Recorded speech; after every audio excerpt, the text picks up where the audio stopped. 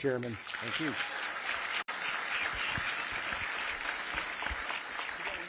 Yeah, gentleman from Alabama is recognized for 5 minutes. Thank you, Mr. Chairman. You know, in Alabama recently, I was told that in Birmingham, we seized enough fentanyl to kill every man, woman, and child in my entire state.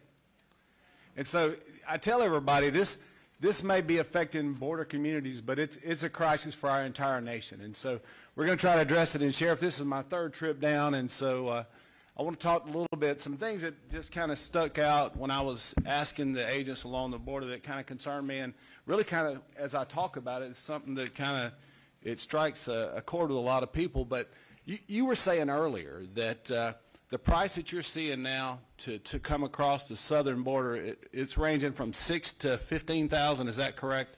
In Yuma County, yes, sir. Now, who's getting that money, Sheriff? The cartels. The cartels. So when I was a few years ago, of course, we talk about inflation, the money we print, everything's gone up. But a few years ago, I heard it was $4,000 just south of the southern border, and then the Triangle Nations further south. We had a price for Syria of up to $20,000. Are y'all seeing some high prices from other countries around the globe as well? That's my understanding, yes, sir. When you're looking at Iran, Iraq, Afghanistan, Uzbekistan, Russia has been an increase where I think Border Patrol, roughly 70 a day was a number that they were encountering just from Russia. What's the price on a Russian now coming across the border? I would think that it would be that much, yes, sir. I would imagine. I don't know. I haven't heard the Russian price.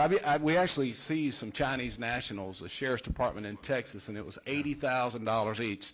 Folks, they're not coming here to do us any favors, just so you know. No. But, Sheriff, my question now, you said that, so we got a price. What about if somebody, have you guys heard, and maybe other law enforcement officers would know too, what if they don't have the money to pay the cartel? What are the options then? So the option is that it's indentured servitude, slavery.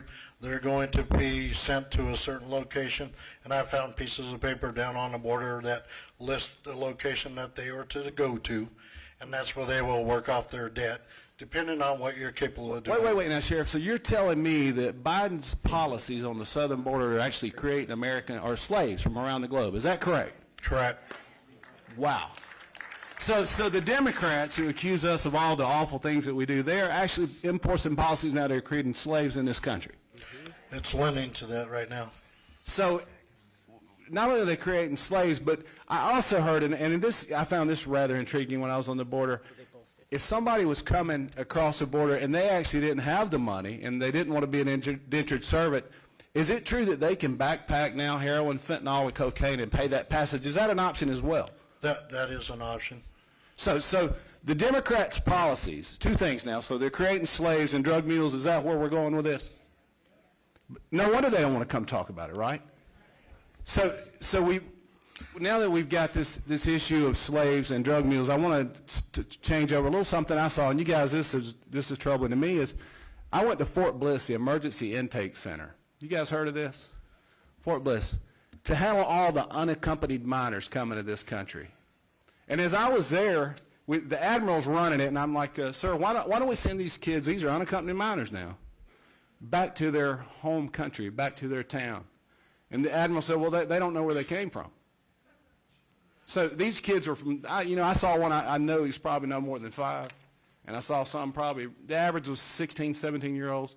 So they're saying these kids, these unaccompanied minors, do not know where they came from. I said, well, where are we going to send them to? Oh, we're going to send them to a Google address in the United States of America. Then we don't background check the people we're sending them to. So one of my friends here, I remember earlier, hit on this. We are actually, with taxpayer dollars, are now trafficking children, and we're paying to get them there on American taxpayer dollars and put them in God knows what and God knows where. And so the thing that really, I think Andy Biggs has mentioned this, Rep. Biggs, is, y'all, we've lost 20,000 children. Mayorkas said himself in a hearing he does not know where 20,000 of these children are. And that's just staggering to me. So Sheriff, have you, as you begin, is it mostly heroin and cocaine now and fentanyl, or is it just mostly fentanyl? Unfortunately for Arizona and California right now, we're the worst and the top as far as fentanyl, and below that is methamphetamine. And to address your other comment, But what you're looking at is a ploy by the cartels marketing a way to work with Mayorkas on the reunification policy that he put into place. So if you send your child across as a child that's by themselves, then you can be reunified when you come at a later date and time. So the cartels are exploiting every policy that this administration has put into play. And it's almost like they're better at the game than we are, right? I mean, they know before we know what's happening. I know that they're talking about the new rules that the Biden administration wants to enforce, and basically that just adds another step. But my understanding last night, I was talking to one of the border agents, is once the illegals, when they cross into the country, they want that MTA, that motion to appear in court. Is that correct? Now, Mr. Lyons, could you tell me for sure, when they get this MTA, does that automatically qualify them for benefits? Yes, it does.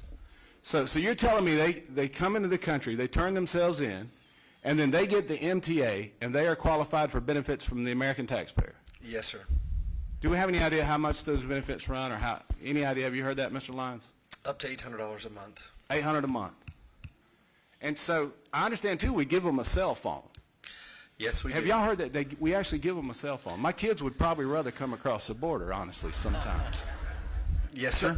So we give them a cell phone that they can jailbreak and use it however they want. My understanding, go ahead, Lyons, I'm waiting, I want to hear what you got to say. Well, it was just they give them that phone so that they know where they're at, but we have a 95% failure rate to appear for those motions. So you mean they take our phones, but they don't take our phone calls? Is that what you're telling me? Yes, what's going sir. on? Yes, it's the worst state. Man, that does sound like my kids. Now, Doc, one last thing, and then we'll get off, and I'll give Mr. Jordan. I didn't have a timer over here, Jim. Am I overtime? You're definitely The benefits continue, I'm Mr. definitely Moore. overtime. But the benefits continue. The chairman says I'm definitely overtime. Well, you so can Doc, ask your last question. Last question, Doc. So 100% of the immigrants, when you deliver the children, you have to give them car seats, I understand. So because the federal government requires you, isn't there some rule that says you can't send a child away from hospital without a car seat? Correct. CMS rule, we cannot do that. So we're buying all the car seats as we send them on the way and paying for all the health care, and you're $26 million in debt, basically. Correct. Very good. Thank you for your time. I appreciate it. I'll yield back, Mr. Chairman. Thank the gentleman.